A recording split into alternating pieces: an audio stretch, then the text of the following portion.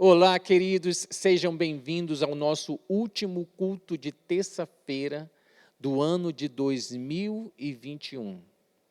Você pode pensar, passou rápido, realmente passou rápido.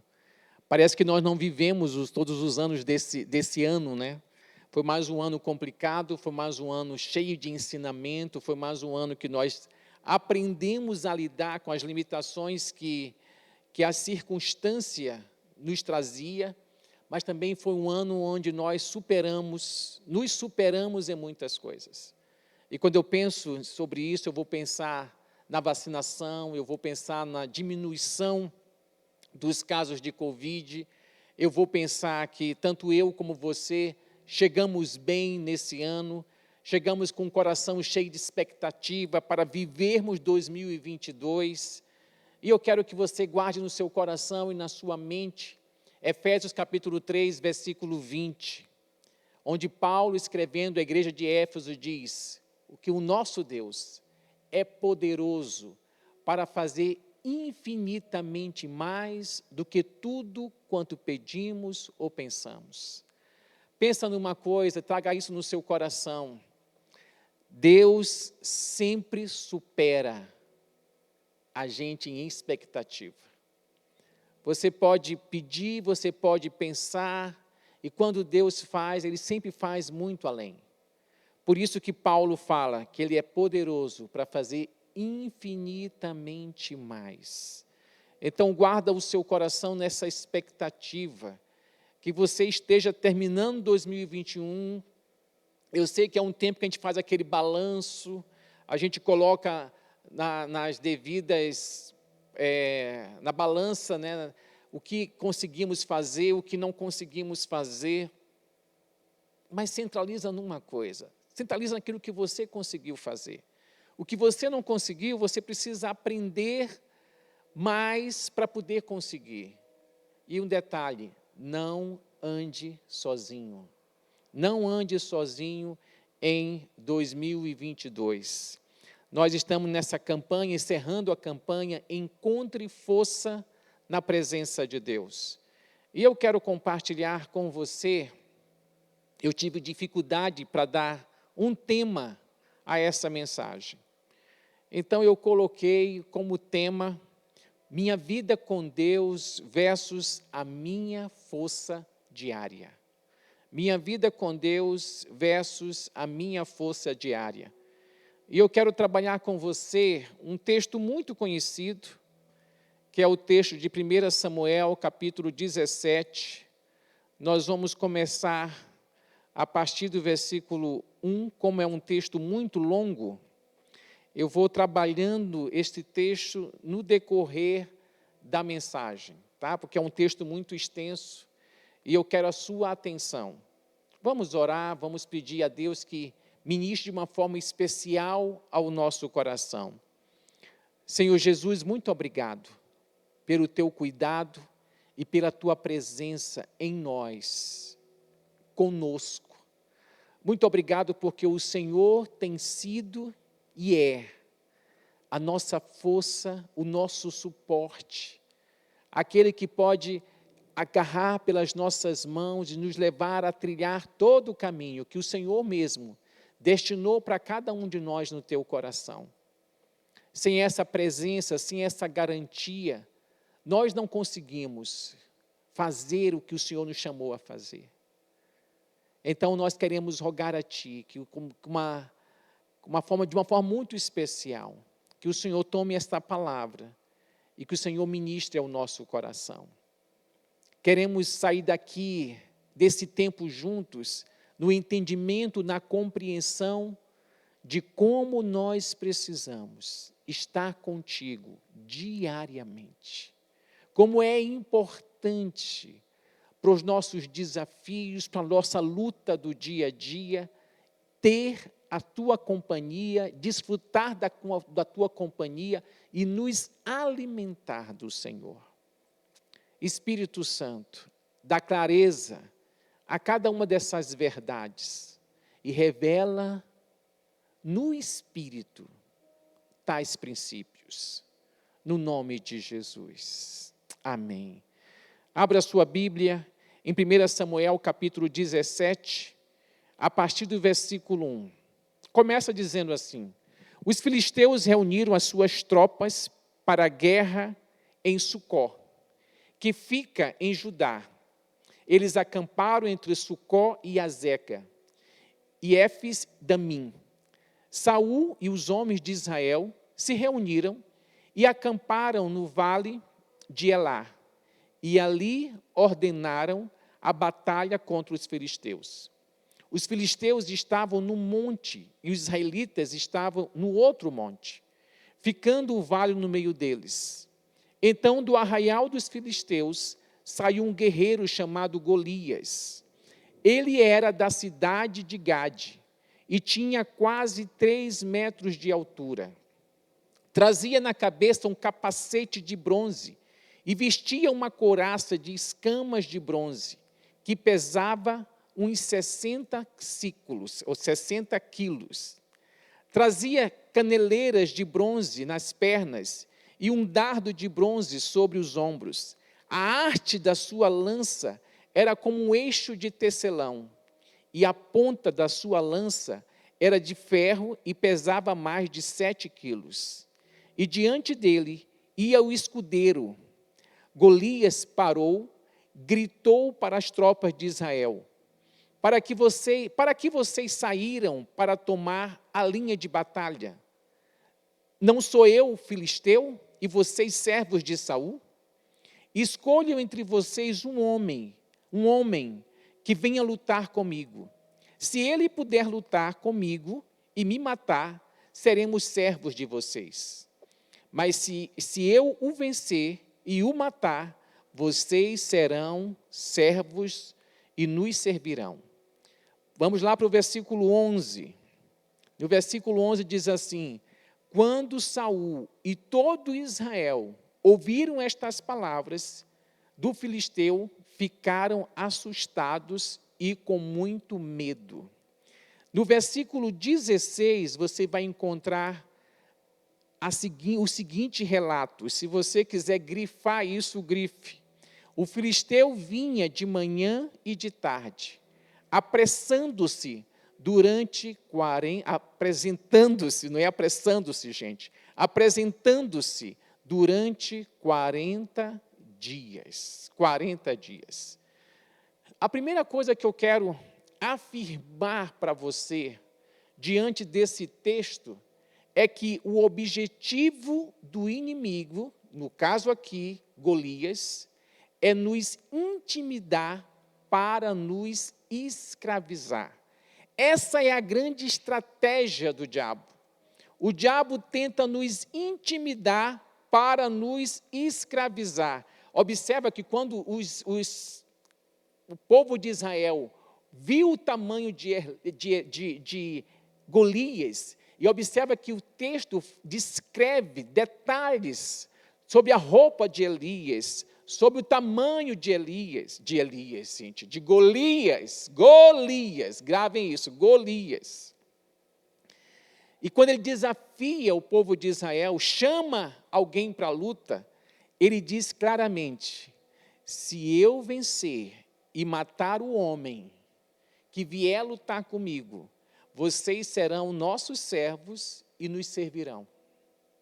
E diz a Bíblia que quando Israel e Saul ouviram isso, ficaram assustados e com medo.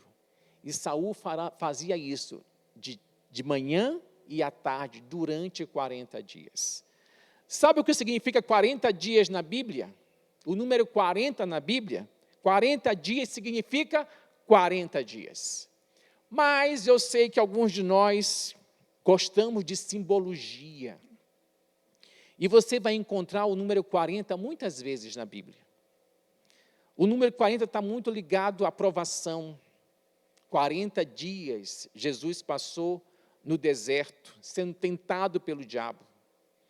40 também, além de apresentar a provação, apresenta também como sendo aflição. Mas 40 também representa um número de superação. 40 também representa um número de conhecimento. de força. Eu não sei quanto tempo você tem sido afrontado pelo inimigo, mas uma coisa que você precisa ter na cabeça e no coração era o objetivo dele ao afrontar. É o mesmo objetivo de Golias: intimidar e escravizar. Porque quando nós somos intimidados por algo ou por alguém, este medo, essa intimidação, pode nos levar à escravidão. Então, guarda isso na sua mente. O objetivo do inimigo é me intimidar para me escravizar. Uma outra coisa importante que eu quero destacar nessa noite, nesse confronto, nessa afronta de Golias ao povo de Israel, e aí você vai lá para o texto de 1 Samuel 17,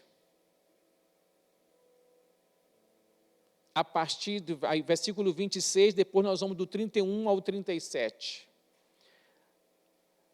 Davi vai, mandado pelo pai, para estar com os irmãos, para levar algumas coisas para os irmãos, para saber como os irmãos estavam. E quando Davi chega lá, descobre que os irmãos estavam no campo de batalha. Ele deixou as coisas ali com alguém e foi estar com os irmãos no campo de batalha.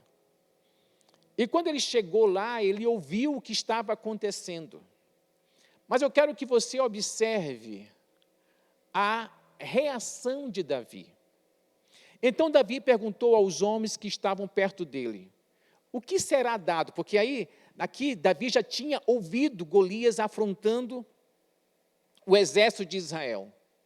E aí Davi queria se inteirar sobre o que ia acontecer àquele que decidisse enfrentar aquele gigante e derrotá-lo. Então Davi perguntou aos homens que estavam perto dele: o que será dado ao homem que matar esse filisteu e livrar Israel de tal afronta? Quem é esse filisteu incircunciso para afrontar os exércitos do Deus vivo? Alguns homens que tinham ouvido as palavras de Davi foram anunciá-las a Saul, que mandou chamar Davi. Davi disse a Saul: que ninguém desanime por causa dele. Este seu servo irá e lutará contra esse filisteu.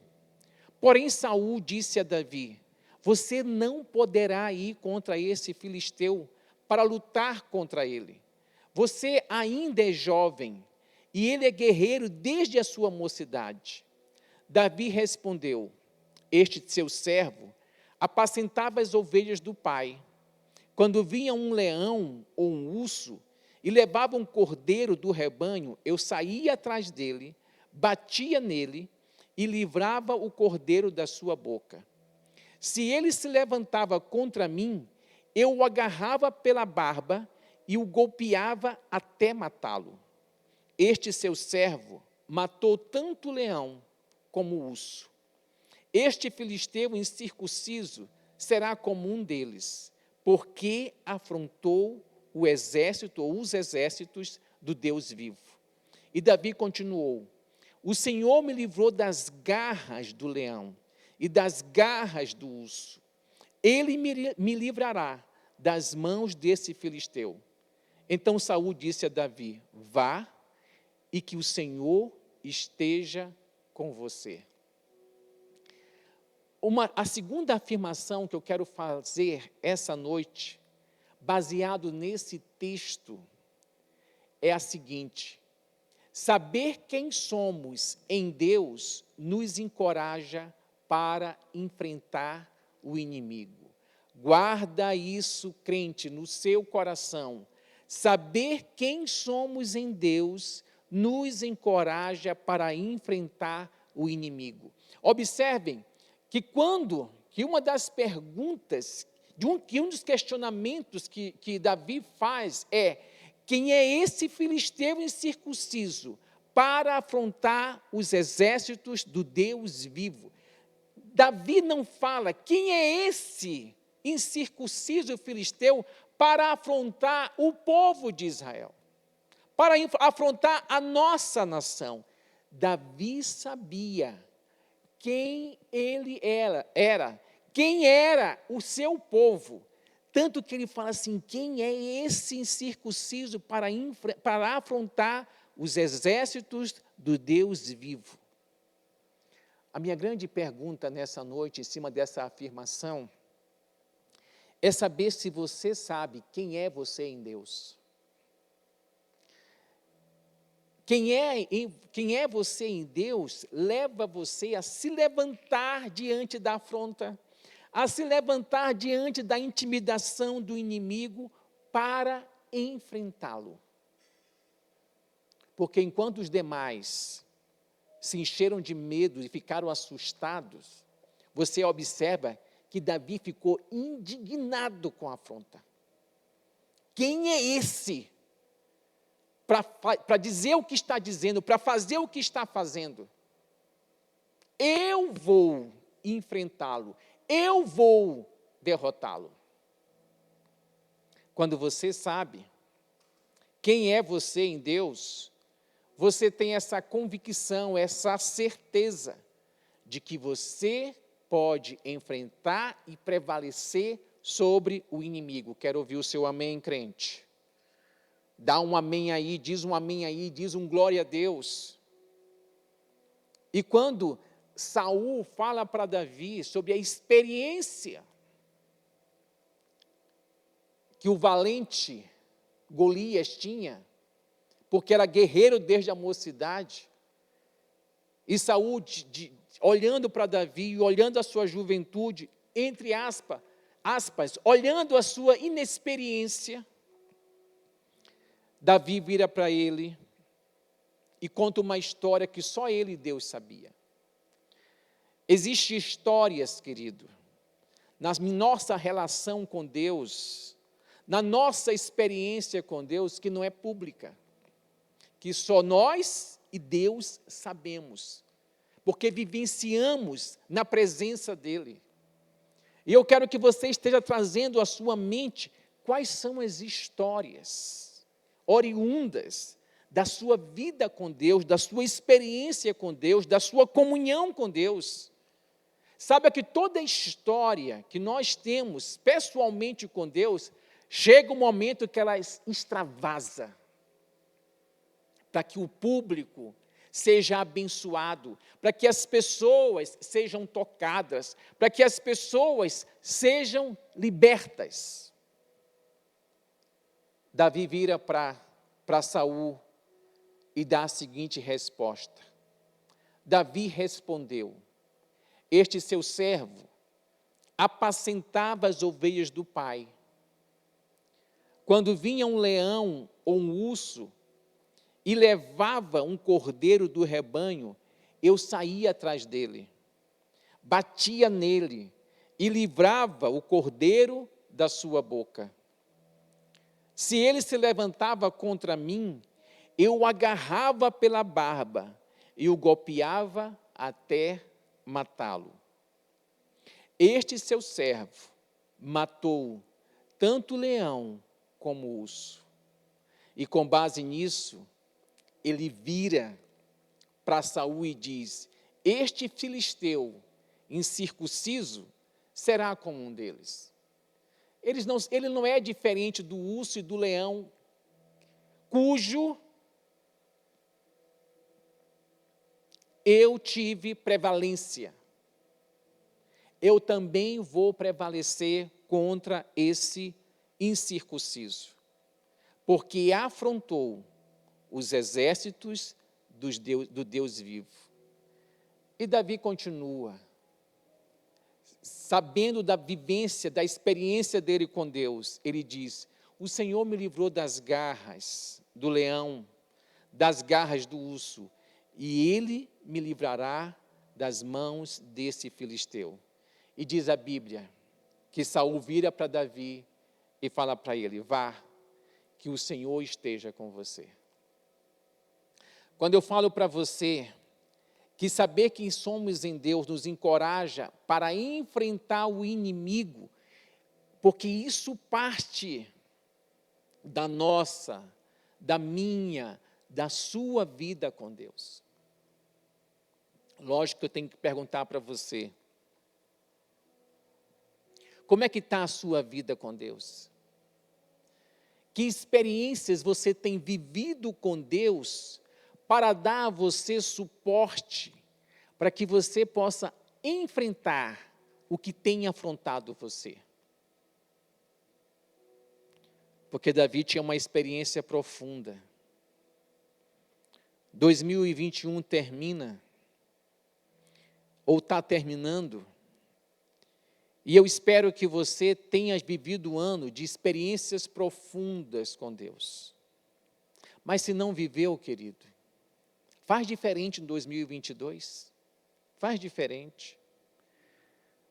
Porque a nossa identidade em Deus é o que nos encoraja a enfrentar o inimigo dia a dia, na certeza de que nós somos não apenas vencedores, mas que nós somos mais que vencedores.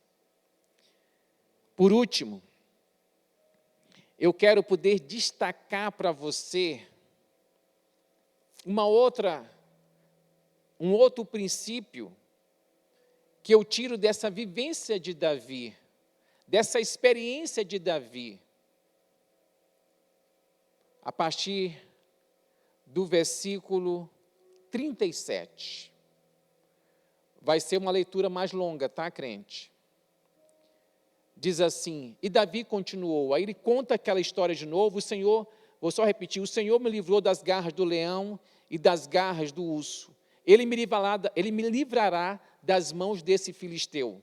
Então Saul disse a Davi, vá, e que o Senhor esteja com Saul, com você. Saul vestiu Davi com a sua própria armadura, pôs um capacete de bronze na cabeça dele e o vestiu com uma couraça.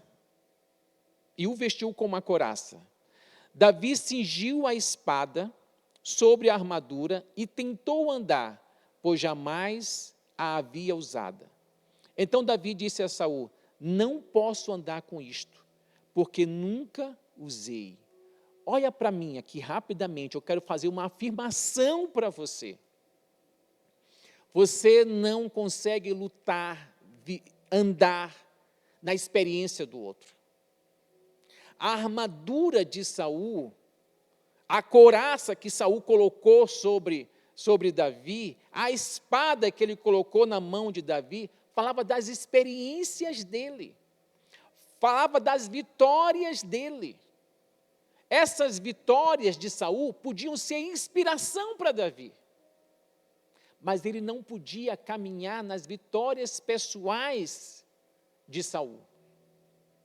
Esse é um grande problema nosso. É que às vezes nós queremos pegar carona nas vitórias pessoais de alguém, querido. Deus quer que você ande nas próprias vitórias que você tem tido com Ele, na intimidade. Existe um texto que eu gosto muito, que o salmista diz assim, que com Deus ele salta muralhas. E eu sempre gosto de pensar que as muralhas mais difíceis de saltar não estão fora de mim, estão dentro de mim. Quando eu salto as minhas muralhas internas, fica mais fácil saltar as muralhas externas. Então é por isso que Davi não conseguiu andar com a armadura de Saul, com a espada de Saul, com a couraça da justiça, ou com a couraça que Saul colocou sobre ele. E Davi fala assim, eu não consigo andar com isso, eu nunca andei, eu nunca usei isso. Isso não é meu, isso é seu. Tem o seu tamanho, tem o seu peso, você tem força para carregar isso, eu não.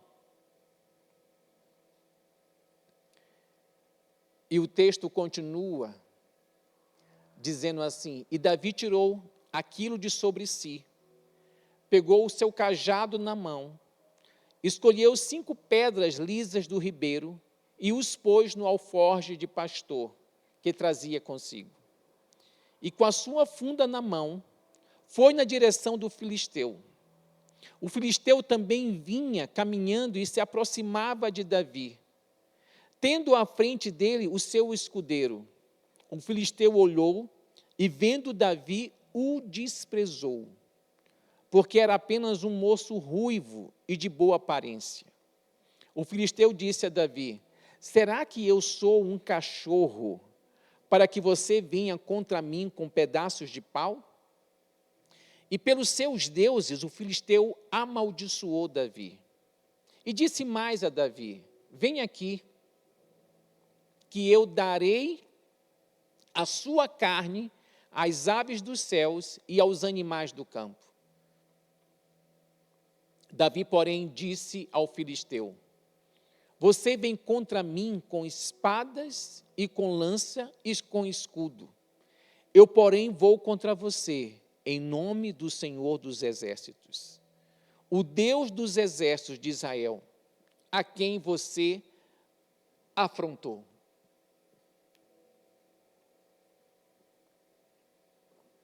Olha para mim aqui, novamente. Toda afronta cometida contra você é, em primeiro lugar, cometida contra Deus. Lá em Êxodo, você vai encontrar um texto onde Moisés diz que Deus peleja as nossas batalhas. É tão bom saber que eu não estou lutando sozinho, que eu não luto sozinho, que nós não lutamos sozinhos. E Davi vira para Saul, para Golias e fala para ele: você afrontou o Deus vivo.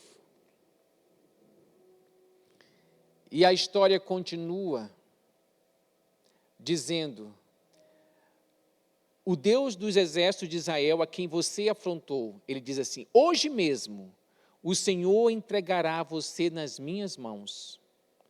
Eu o matarei, cortarei a sua cabeça, e hoje mesmo darei os cadáveres do arraial dos filisteus. Espera lá, desculpa que me perdi aqui. E hoje mesmo darei os cadáveres do arraial dos filisteus às aves dos céus e às feras da terra. E toda a terra saberá que há um Deus em Israel. Toda esta multidão saberá que o Senhor salva, não com espada, nem com lança, porque o Senhor é a guerra. E Ele entregará todos vocês nas nossas mãos. E aconteceu que quando o filisteu se levantou e começou a se aproximar de Davi, este se apressou e, deixando as suas fileiras, correu de encontro ao filisteu. Davi meteu a mão no alforje, tirou dali uma pedra e com a sua funda a atirou contra o filisteu, atingindo-o na testa. A pedra se encravou na testa e ele caiu com o rosto no chão. Assim Davi derrotou o filisteu com uma funda e com uma pedra.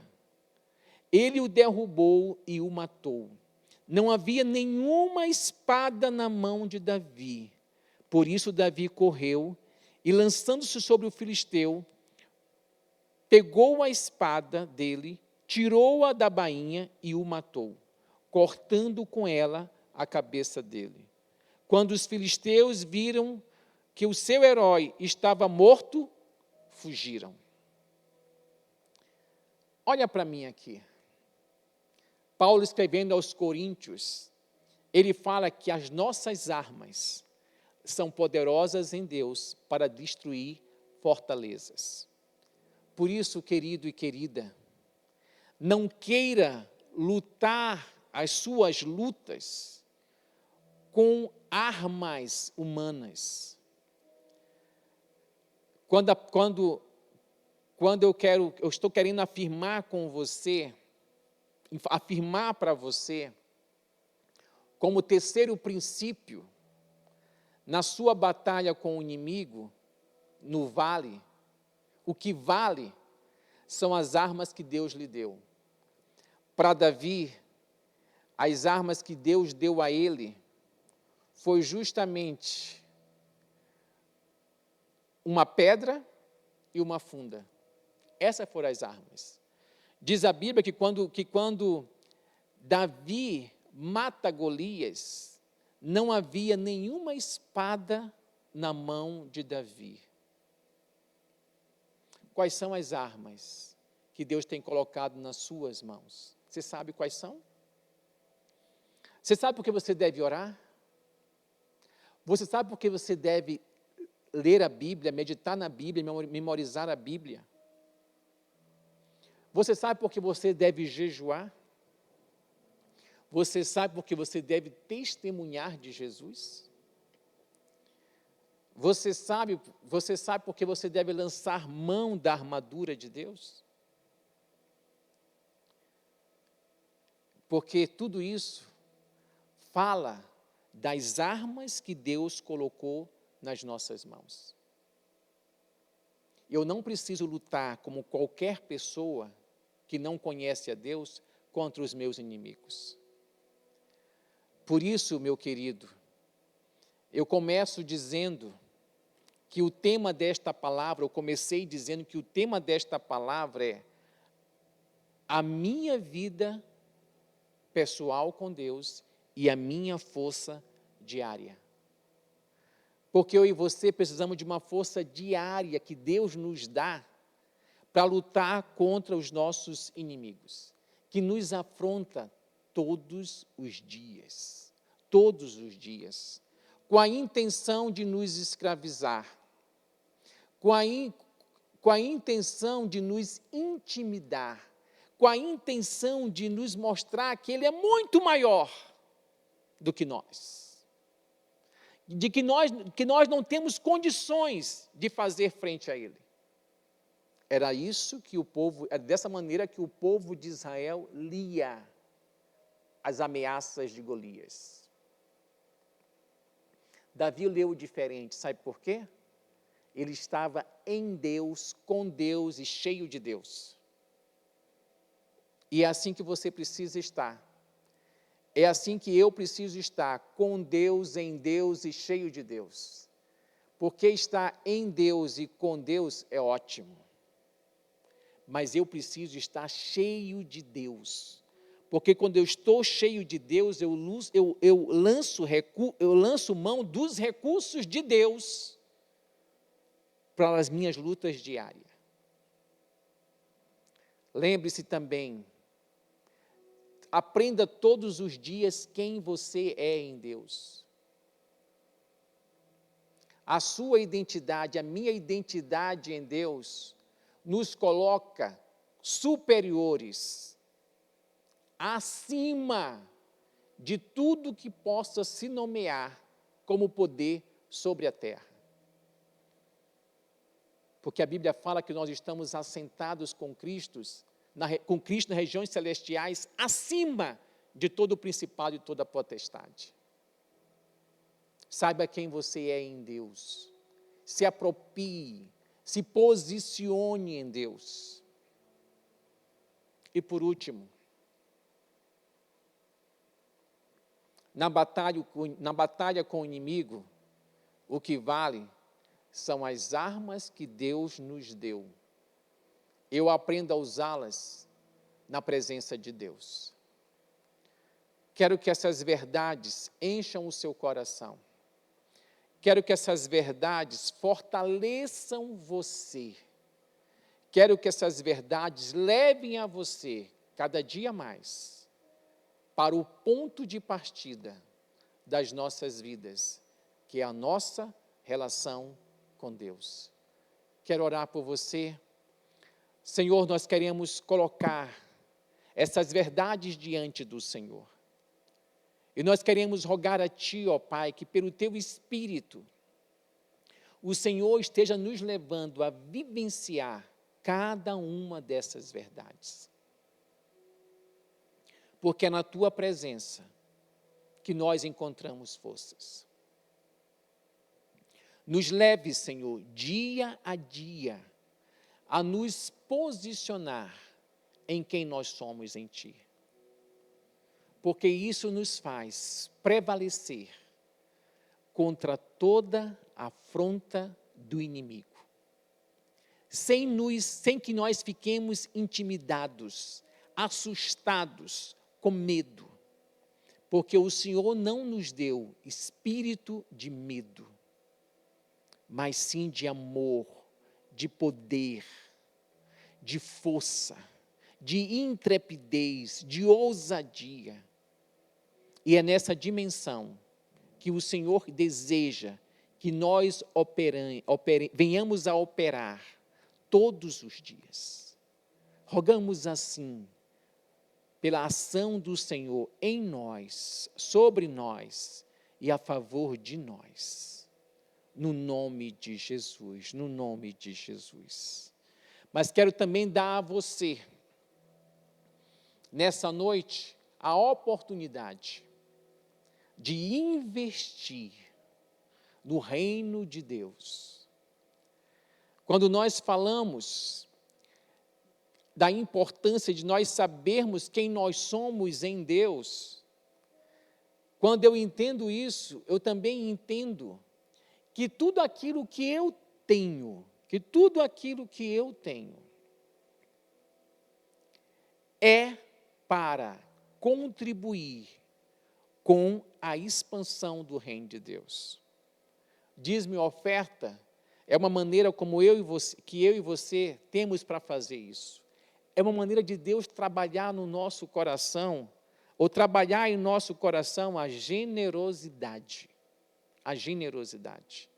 Está aparecendo para você aí na tela a nossa conta. Tem um CNPJ aí que é o nosso Pix, e que você pode fazê-lo, a transferência, o depósito, o Pix, lembrando de colocar o 19 centavos, que é a nossa identificação na estrutura nacional. Que Deus possa abençoar cada uma das suas sementes. Enquanto você faz isso, nós vamos soltar uma música que diz que o impossível não existe. Porque o impossível não existe para aquele que tem fé, porque tudo é possível àquele que crê. Enquanto você faz o seu dízimo e a sua oferta.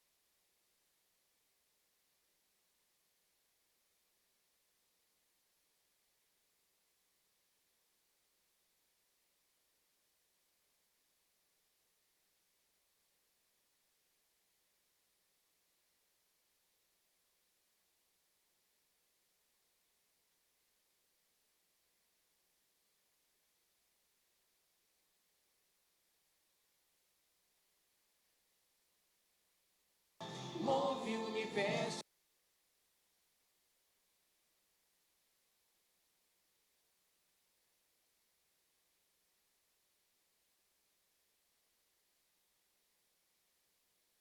O poder pra curar quando ouso te tocar. Se não vejo, passo a ver. O invisível é real. Me levanto, posso andar sobre tua palavra. Creio, sim, eu creio no meu Deus. Põe as suas mãos assim, quero abençoar as suas sementes. Senhor, muito obrigado, Pai, porque o Senhor tem colocado sementes nas nossas mãos. E nós sabemos que é nesse exercício de devolvê-las ao Senhor, é que o Senhor cumpre o que o Senhor diz na tua palavra. Que o Senhor repreende o devorador, abre as janelas dos céus e derrama sobre nós bênçãos sem medidas. Por isso que todas as vezes que ofertamos e dizimamos, Pai, temos que fazer o cheio de expectativa por aquilo que o Senhor vai fazer como resultado dessas sementes. Santifica cada uma, Pai, e cumpre sobre elas a tua palavra. Em nome de Jesus, em nome de Jesus. Querido, antes de encerrarmos, quero só fazer alguns lembretes importantes. No dia 31, nós temos o nosso culto da virada, começando às 21h30. Culto da virada, começando às 21h30. Lembrando que nós temos uma festa para vivenciarmos nesse dia 31. Além de termos o nosso culto da virada, nós vamos celebrar as bodas de ouro do Sebastião. Sabe quem é o Sebastião? Nosso querido Tião e a Verinha. Então, convidamos você para esse momento de celebração. E nós cremos que vai ser um tempo muito importante. Não vamos transmitir o culto do dia 31, tá certo? Se você quiser saber mais detalhes, nós estamos com nossas mídias sociais, com os nossos WhatsApp, nos grupos, dizendo e dando explicações de como você pode participar deste momento.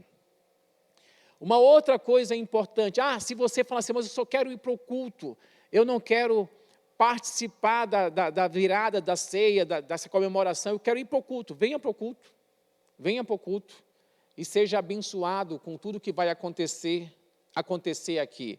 Também quero lembrar que nós temos culto normal no dia 2, às 18 horas, e no dia 7 e 8, nós temos as celebrações proféticas. Dia 7 e 8, celebração profética. Vamos receber a palavra profética do ano de 2022, ano do resgatador. Tá? Essa é a palavra profética que Deus colocou no coração do bispo Robson, e nós cremos que vamos ter resgates muito importantes no ano de 2022. Então, dia 7 e 8, celebrações proféticas. E também, no dia 9, nós temos a nossa primeira ceia. E quero convidar você para fazer parte desse momento especial também. Querido, foi um prazer estar com você, que Deus continue abençoando, falando ao seu coração, desafiando a sua vida. Que a graça do nosso Senhor Jesus Cristo, o amor de Deus Pai, a comunhão e consolação do Espírito Santo, seja com todos nós. Que o Senhor continue dando ordem aos teus anjos para nos guardarem em todos os nossos caminhos, Continua nos escondendo do homem mau e nos tornando invisíveis aos olhos do inimigo, E que o Senhor também nos abençoe com uma colheita sobrenatural.